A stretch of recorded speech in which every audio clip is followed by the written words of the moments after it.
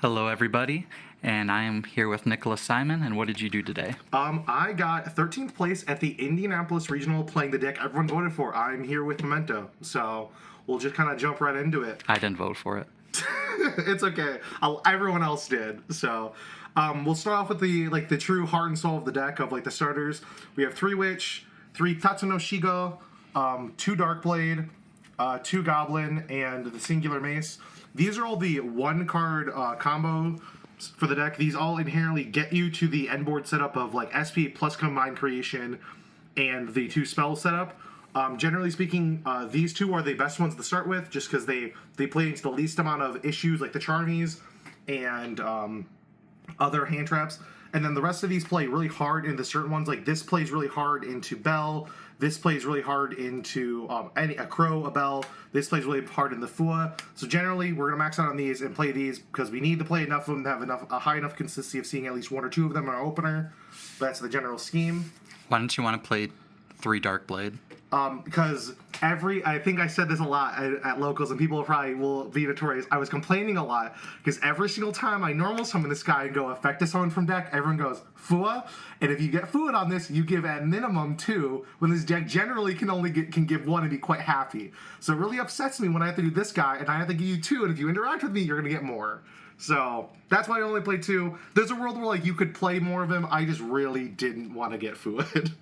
And everyone's on that card. Now we're on to the little bastards in this deck, the engine requirements. You don't get a choice. You gotta play these guys. Here's Gaddock, Sleepy, Akihiron, Trihorn Dragon, and Combined.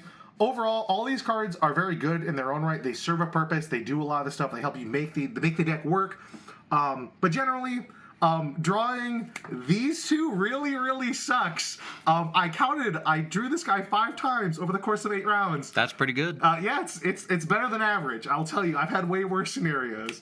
But generally, this is what you have to play. I know a lot of people don't like main decking Trihorned, but I think this card is just integral to Pure. Without this card, I feel like you lose too many games to either blowouts or just you just don't have enough interaction. Because generally speaking, without this card, you've taken away. The deck has the ability to pop an Icarus with this card. If you don't play this card, now you're entirely reliant on making the other fusions in your extra deck that aren't the Mementos. And to be honest, when we get into the extra deck, I'll kind of walk through what I used and didn't use, and I'll be truly honest. I didn't summon 80% of my extra deck. But I think it's because I played this card, because this card's interaction just has a lot more power and more utility in a lot of cases. And this also lets you make a really good end board into the metagame right now with the Mirage Lights, because you need the extra body to do that. So I really like this card for that. But generally, these cards are really good.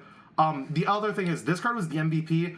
I think I drew this card a ton, and drawing this card really makes your hands feel way better, because then you don't have to go out of your way to get to him if you just hard open him. I think there's a world you might want to side down this when you know you're going first, because if you do get interacted with, this card just comes up a lot. And even I had a couple scenarios where I just normally want to effect diffuse, and people were yeah, that's fine. And then this going through was game winning. So and now this is where I think this is the heart and soul of the deck. This is why I think this deck is good, and why I think a lot of people get really annoyed when they play against this deck. It's all the quick plays. So we play 3 Fusion, 3 Bone Party, 2 Breakout, and then I'm gonna just do the non-engine quick plays we played. We played 3 Super Poly and 3 Droplet. That was backwards, but whatever. These cards were a house. I won more games off the back of opening 0 non-engine, or 0 hand trap non-engine, and just opening quick plays. I beat a full Mitsu Yummy board because I opened Fusion, Bone Party, Breakout, and I cracked the entire board, and my starter was Mace. And if you don't know how the deck really works, I don't think that sounds not that impressive, but Mace is truly and honestly the worst starter in this deck. So to crack the entire setup of that deck with just 3 additional cards is kind of insane. So it's kind of like main phase Tempai. Honestly, we didn't mention this, but let me grab him again. This guy says attack directly. I killed at least half my games. I said, okay, summon 5k guy, summon creation king battle phase, and my opponent's yeah, I don't have nib, you're good, and they just died. So truly was the go. Honestly, these cards are great. Just another thing, this card's can search itself. I had 4 people ask me when I did that. They're it can search itself. I'm yeah. It's literally the goated effect of this card, and everyone doesn't know it. And then the other thing is, this card can give Combined Creation Piercing. So into decks like Mitsu, you let them fill their entire board with all their level 4 dinguses, and you don't care. You're like, cool, summon 5, give it Piercing, and you just cram into every single dude on their board, and they die. So this deck is this deck is a combo deck. It's kind of like in the sense of like it cracks boards and just kills you, but it also like genuinely has the ability to grind out a lot of games because this deck is very recursive. It doesn't need to kill you to win a game. I played against a Lunalite player, and I grinded every single Regeki out of his extra deck. He ran out of fusions to dump against me, and I was just like, this is mind-boggling that I was even able to pull that off. But I just think this deck is, like, it's feeling way better than I gave it credit for in testing, but...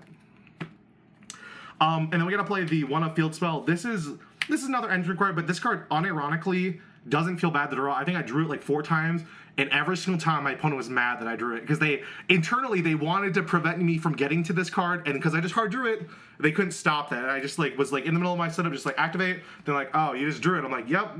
But then this card truly just sets up the entire combo lines and everything. And we played 1 additional consensus cards. I played Pot of Prosperity. I have a love-hate relationship with this card. This card is very awkward sometimes, but in this deck, like I said, 80% of my extra deck doesn't matter, so just throw the extra deck cards I don't care about away. If I played a matchup where I don't need certain super poly target, get struck into the ether, and who cares? And then we're on to the non-engine of the deck, alongside with super poly and Droplet. We played 6 Charmy's main, 3 Droll, and then Talent Called By. I think this is again, most people will look at this and think this is a little counterintuitive. But truly, Memento has this beautiful power. If you end on a half board, you just die. So if I chummy you and you decide to end on a half board because you don't want to give me draws, because you really can't give me draws, otherwise you lose, because then I'm getting quick plays, I'm just going to crack your setup. Unless your half board is plus 2 or 3 hand traps, I should be able to win that. And I also wanted to respect the idea of people doing the Mjolnir lock, and that's why I main deck Droll. Generally speaking, these cards are kind of conflicting, but a lot of times you can just shotgun this, and people are just inherently going to want to stop this, and then you just hit them with the Droll if you have that in your hand. But that's pretty standard for Charmies. We've dealt with these cards for long enough where I think people have a good understanding.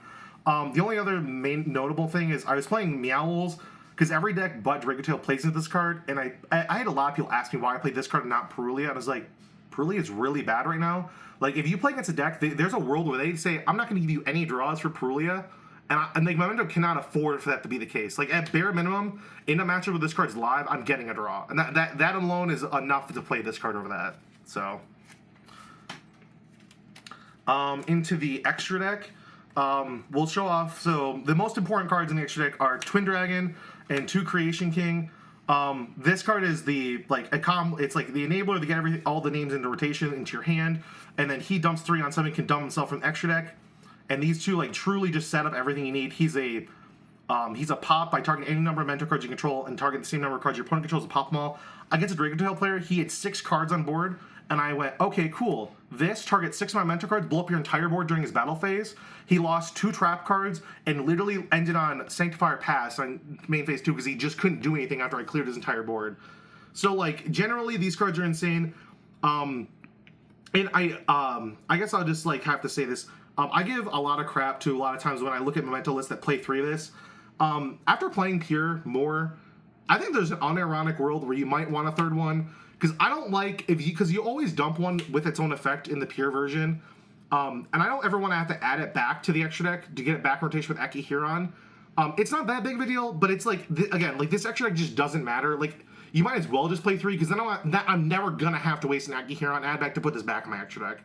I did it a couple times. It wasn't that big of a deal, but it's just makes your life a lot easier. You don't have to think about it. Mm-hmm. 2 other fusions. I played Drake Stabelia and Guardian Chimera, because in theory, these cards are really good. I didn't summon these cards.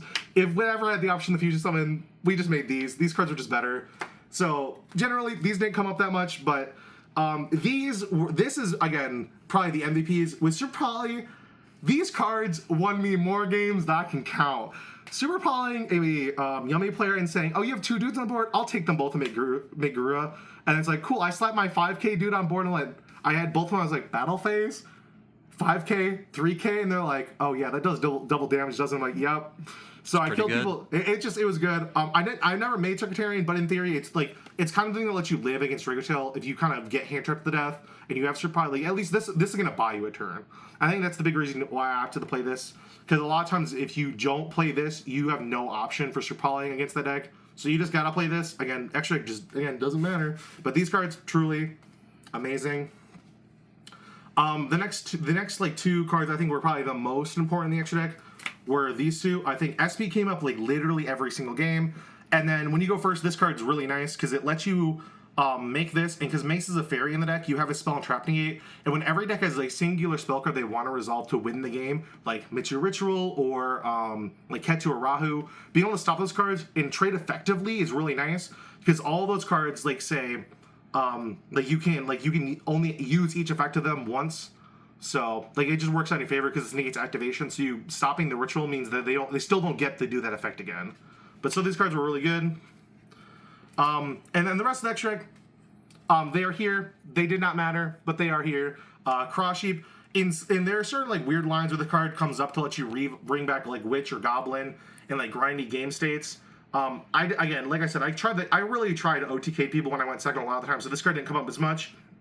And more often than not, I was making this card just to put Mentos in my graveyard so I could shuffle them back for combined. So, IP, Dark, Proxiev. These are just generics. Like this is really good in the Mitsu stealing Murakuma, the board wipe them after they've properly summoned it. That's like all those directions really good. In theory, Proxiev is a very good card because this card gives you another opportunity to fusion summon. So if they hit you on Bell or they try the Bell fusion, like you really have an opportunity to get back into the fusion lines of the play. Unfortunately, I got belled on when fusion was the only line of play, and then you don't have bodies to go into this. But in theory, like if you lead with Sheep and you go in the fusion later, like you can genuinely make this card and then use it. It just didn't come up at the regional, unfortunately. And the last card is I played Typhon. In theory, in testing, this card came up a lot more than it did at the regional, and I wouldn't cut it because like when this card does come up, like it truly is game winning to have it in your extra deck.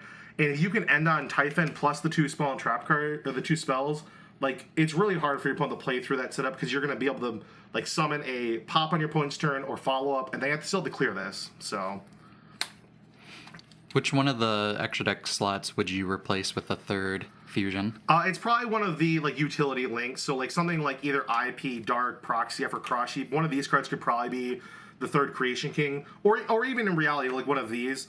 I know a lot of people when they say they play like fusion decks, they always want to play Guardian Chimera. Like I fully understand. This card's goated. This card's crazy. But like, I just don't think this deck needs another way to destroy cards. Like this, again, this deck already blows up cards like it's its job. So I think if there's a world like you cut this, but it almost feels like heresy because you're playing a fusion deck. And then into the side deck. Generally, this deck again, I played a lot of breakers. So in our sideboard we have even more. So I have Dark Ruler in the back row hate because this deck genuinely does not like back row. Like if I get hit with a lot of back row, this deck has a hard time cracking it because it just like if you interact with me and I can't like start like actually get going, it's really hard. So these cards are like put into almost every matchup, and this card was like specifically for like the Mitsu Yummy or like just Yummy Brews because doing this means they only have surprise, and I really don't care if you have one synchro in like use in your entire deck. I just don't care. So, and then the rest of the sideboard were cards I swapped out for when I went first because we have like a ton of cards in my main deck that I do not want when I go first. So I played 3 Ash. Cringe. Yeah, Mr. Brandon player here hates this card. I understand, but we played 3 Ash, 3 Bell, and the one I guess spice card of the deck. I did a lot of testing and a lot of theory with this card in Pure because I thought it was truly felt really good, and that was Radiant Typhoon Visions. And for anyone who doesn't know what this card does, it says draw 2 cards and then discard a quick play spell or a Radiant Typhoon card. But genuinely, like, Memento really likes having a card like this that's consistency because we play so many quick plays. And if it means that I want the side out cards like Droplet and Sprout when I go first because I have a card like this that gives them some level of value, it was really nice. I didn't see it that often, but in theory and testing, like leading up to the regional, this card was really good. But I could see a world where like you could cut one of these and play like another Sheep, like I said, because I think Sheep just put a lot of work in. But generally, this card did a lot of work, and I don't think I'd change it. And I think the only other thing is originally I was gonna main deck Ash over a card like Droplet, but I was talking with Jenny and Hunter a lot about this, and I think Jenny probably put it best. Is like we're playing like a pseudo combo deck. It's like if I get paired into the FTK, like the Mjolnir lock decks or like the pure cannon decks that just want to make it so you can't play the game, you just kind of have to take the L. Like you take the L game one, you go next. And I think I won more games off the back of having like a card like Droplin in my deck because it makes the matchup like Dragotail, even when you don't have like the god cards into that matchup in your main deck, like really good. Because I had a lot of people that would just go like I'd slam Fusion on the board and like playing through the setup, and they go and like instantaneously they'd flip flame target. I'm like, cool, chain Droplet, send the card off the board, negate something, and now I get to resolve my card because it needs to be on the board when it resolves. So like that interaction came up a lot, and I truly owe a lot to Jenny and Hunter about like kind of convincing me to not play Ashman. So, but no, this deck felt a lot better than I gave it credit for. It honestly might be in contention for Pittsburgh. It wasn't on my radar for Pittsburgh, but honestly, after this weekend, it felt pretty good. Big shout outs to everyone from Team Evo, specifically to Jenny, Hunter, Grant, Adam, Rico, everybody. Y'all like love hearing me bitch about this deck, so truly and honestly, thanks for listening. And then also massive shout out to Clifton Land. Literally the night before the regional, I sent him a message, hey, I'm having this really hard time debating between breakers, hand traps, like what would you do? We kind of talked through a couple ideas, and he truly like kind of put me on the line of where we're at here. So massive shout out to him, and also massive shout out to all our buddies over at Galaxy Busters. They're also super helpful when I have questions and all that kind of stuff. But yeah. All right. Thank you. Yeah.